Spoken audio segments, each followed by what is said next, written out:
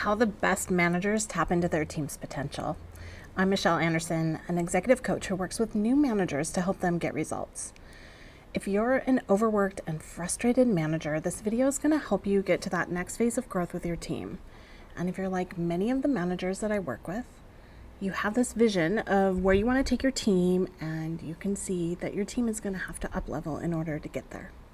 A common mistake managers make is laying out that sparkly vision, and then when the team isn't delivering, they'll stay late or take on some of the work themselves. Or maybe they start to micromanage. For some, it's at the first signs of failure. For others, it's at the very beginning of a project because they feel like they cannot afford to fail, or they think they know the best way to do it. Burned out managers are constantly having to overcome limited budgets, turnover, difficult personalities on the team, and a rapidly changing market environment that keeps you on your toes.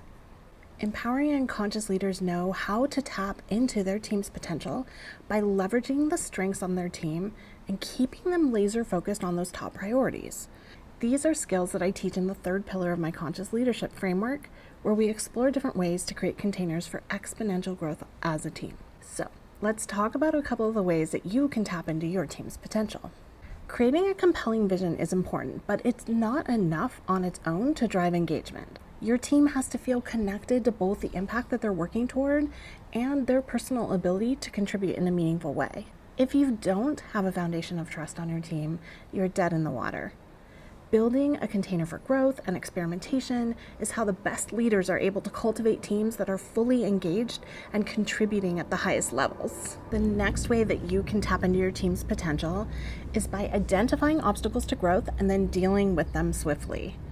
Empowering leaders know how to turn difficult conversations into learning conversations. They're able to assess which interventions are needed to get their team back on track right now, and they're not afraid to take action when it's needed. And the third way that managers can tap into their team's potential is by listening deeply and getting out of the way. The best leaders aren't the ones with all the answers. They're the ones who are curious, willing to be wrong, and listening deeply to both the needs of the clients and employees. Creative solutions emerge when we leverage the wisdom in the room and stay open to new ways of seeing things.